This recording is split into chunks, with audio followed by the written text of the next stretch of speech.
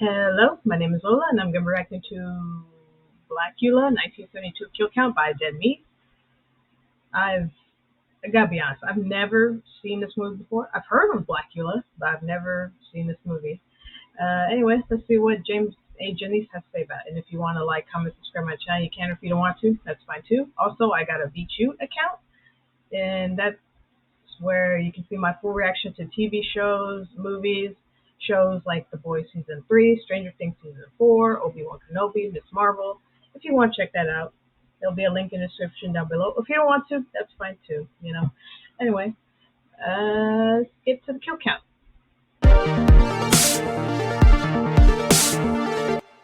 Welcome to the Kill Count, where we tally up the victims in all our favorite horror movies. I'm James A. Janice, and today we're looking at Blacula, released in 1972. Blacula, as you probably guessed, is a black take on Dracula. Directed by William Crane, starring William Marshall in the titular role, Blacula is the first ever horror blaxploitation film. Blaxploitation is a genre that proliferated in the 70s, fueled by the success of Shaft and Sweet Sweetback's Badass Song. These films featured casts of mostly black actors and were targeted towards black audiences, who were happy to finally see themselves as strong leading protagonists. The movies often featured over-the-top violence, nudity, and drug use, which is where the exploitation part of blaxploitation comes from. But they also often dealt with black empowerment, and their success, which included white audiences, showed how race relations were changing in America. The term blaxploitation was coined by an NAACP president who said the genre perpetuated black stereotypes. Perhaps that's true, but it also gave black artists some control. For instance, with Blacula, where director Crane and star Marshall took creative control from the studio that hired them, American International Pictures. Crane said they changed it from a quote, shuckin' and jivin' movie into something more serious. Marshall drove a lot of that, making sure he came across as dignified and changing his character's name from Andrew Brown to Mama Walde. He wasn't going to be Count Brown Clown. That's all there was to it. And I was for him 100%. Blacula was made at a time when horror was in a transition from the classic monsters who had been around for decades to more realistic and modern fears, like Last House on the Left and De Palma Sisters. It's a really fun time capsule of the 70s, shot on location in Watts and elsewhere in Los Angeles. I love it when a movie shows a snapshot of a city in time. It's a fun police procedural take on the classic vampire tale, with a lot of funny moments and fantastic performances from all the leads. Though you can often feel its low budget, and some scenes spin their wheels in the second half, Blacula is an essential historical film that's so much more than its campy title. When Blacula came out, Dracula would have been as old as Raiders of the Lost Ark is to us now.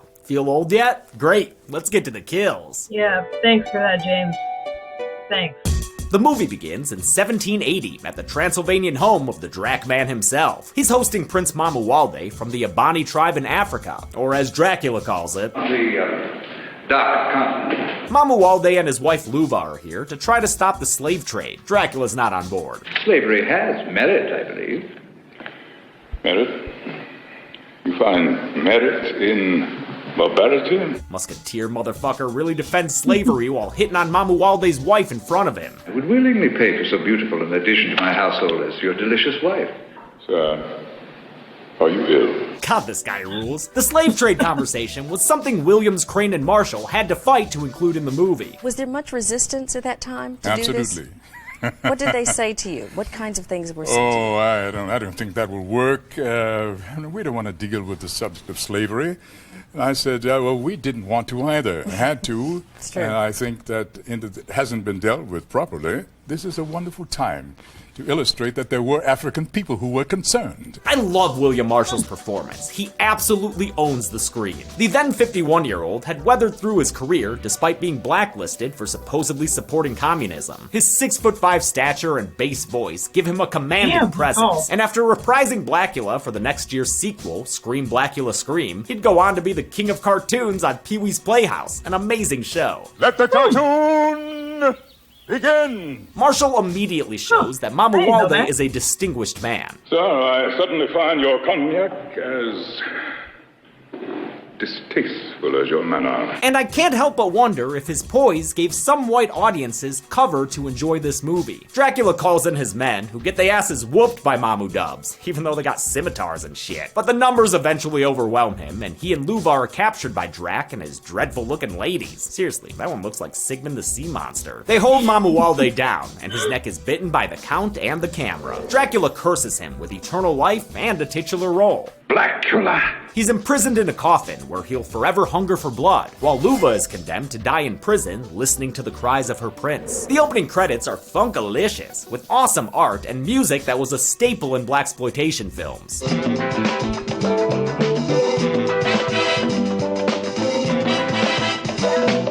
I love the clumsy vampire there for a fun bit of slapstickula. Yo, wait, is that bat fucking that blood girl though? My white ass was first exposed to this style in the intro to Beavis and Butthead Do America, where Isaac Hayes led an homage to the song he did for Shaft. Yeah.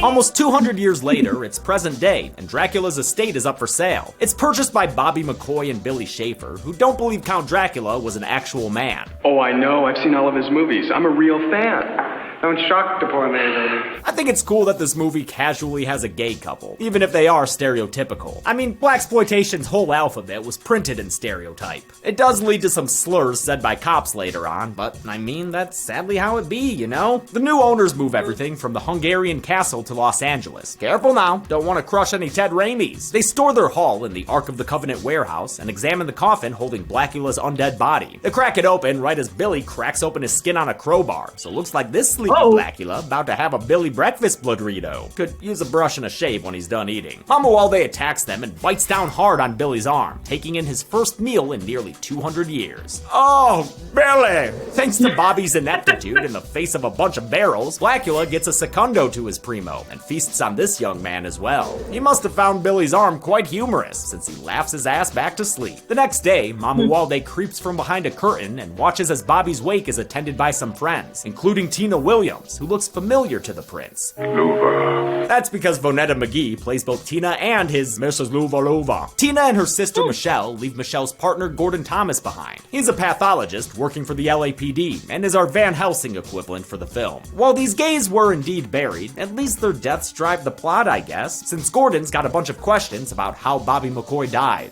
What about the other victim, his associate?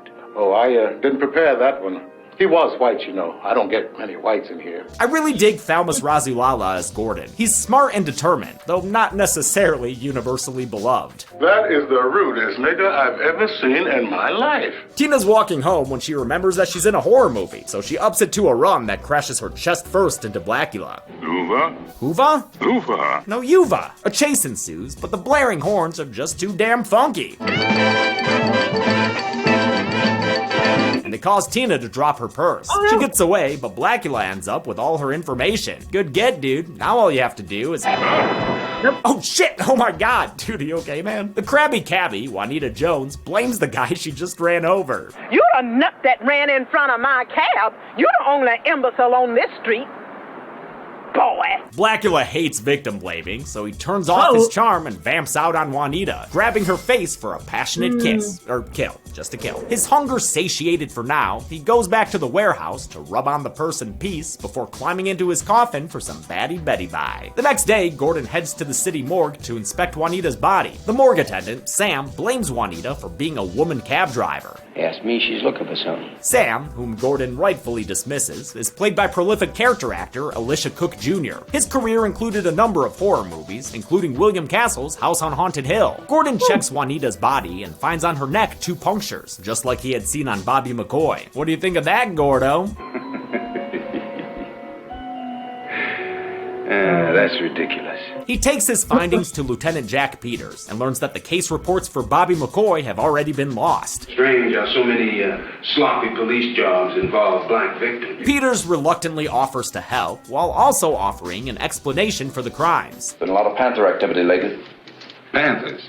Come on, Jack, don't cop out. This Black Panther conversation ain't about T'Challa. It is, of course, referring to the Black Power organization. Movies talking about social and political issues is not a new thing. It's always happened. It's part of art, okay? It's Michelle's birthday, so they go to a club where the Hughes Corporation performs. They're great, even if the singers all have different interpretations of the dance moves. Song still rips, though, so hard it causes jump cuts. So to myself, I say, look the other way when it come by you. Blacula was the big break for the Hughes Corporation, who would go on to have a #1 song with Rock the Boat. Rock the boat, don't rock the boat, baby.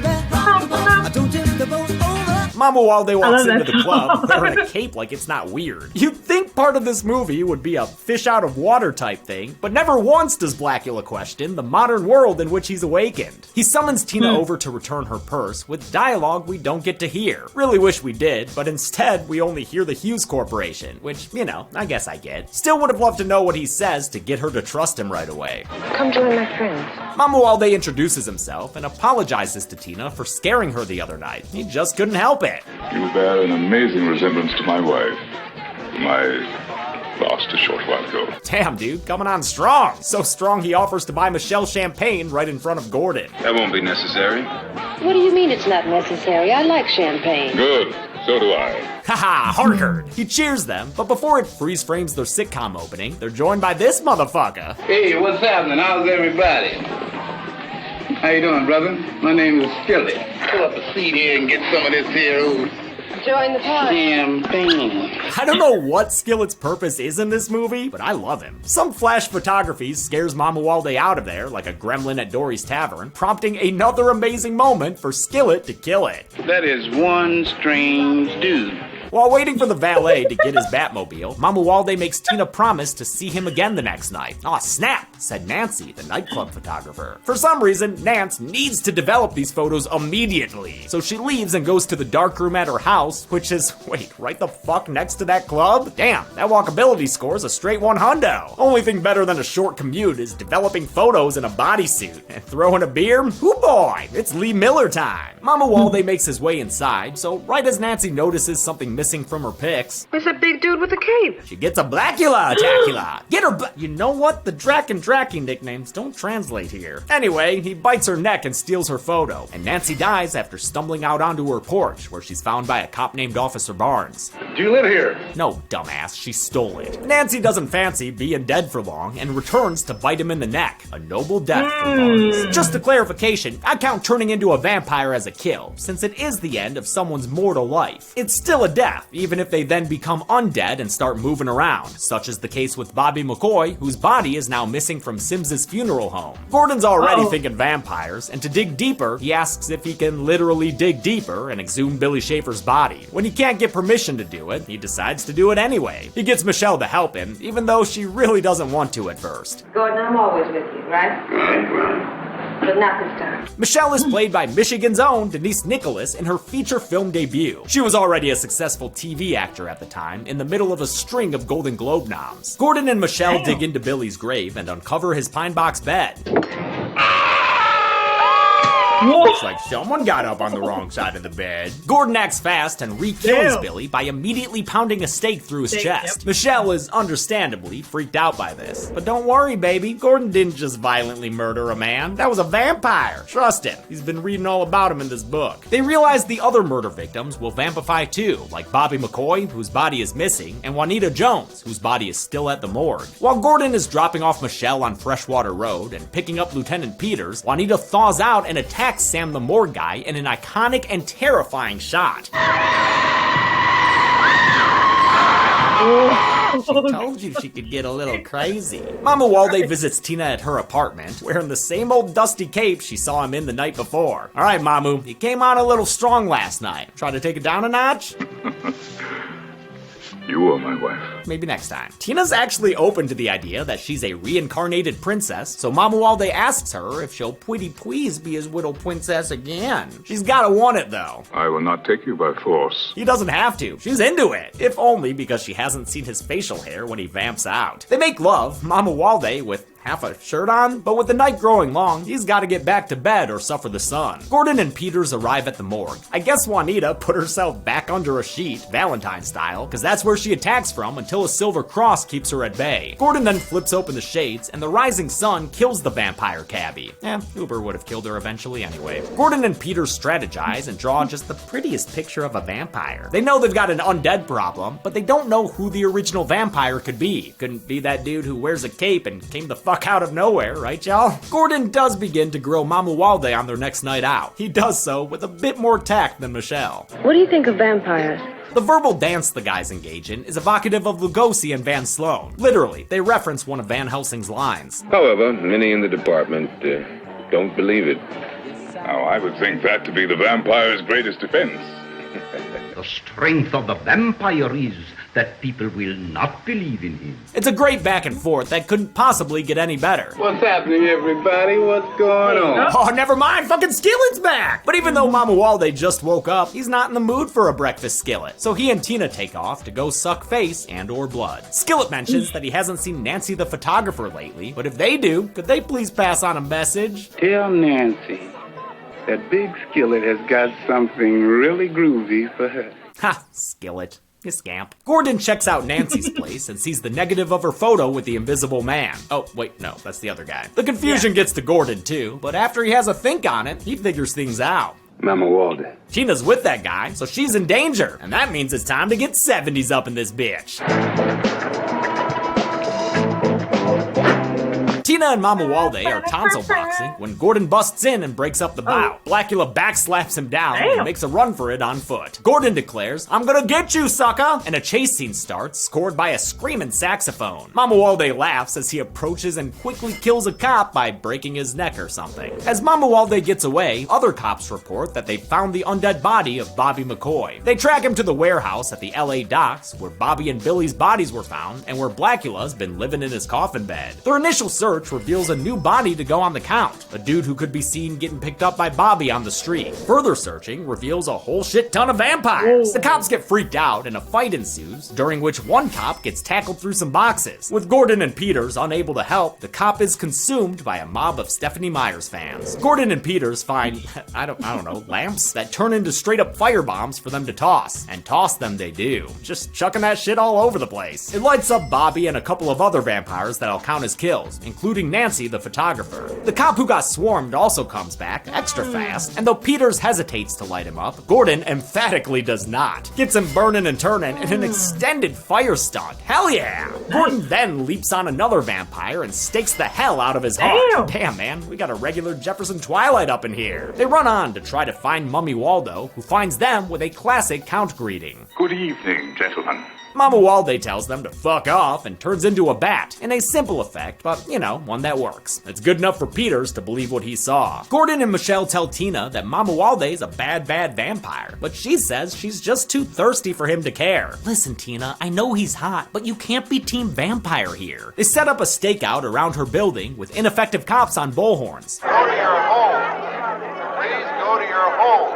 Are you too good for your homes? Mama Walde finishes his Batman-esque night patrol by turning into a bat and calling to Tina, who was busy in the bedroom feeling herself up. Wow, Tina's just like her namesake Mina. In other words, totally dicknatized. Eventually, cops see her and report her location, an underground chemical plant. Okay, weird setting for the end of a vampire movie, but we'll take it. She gets downstairs and Mama Walde steps out from the shadows to greet her. And you know how them vampires greet people, with a cape hug and a kiss. As the cops filter into Axis Chemicals, our Batman resorts to sneaking around and murdering a cop in total stealth mode. Nice sneak strike, dude. As he and Tina are running down a tunnel, some dude opens fire with remarkably bad form. He hits Tina instead of Mama Walde, and with his love taken down, Blacula quickly kills the cop in revenge. Since Tina/Luva is about to die, Mama Walde sees no other option than to take this life away from her, draining her blood and turning Tina into a vampire. He yells out to Gordon and the cops that he's about to murder motherfucking all of them. This will be your inglorious tomb!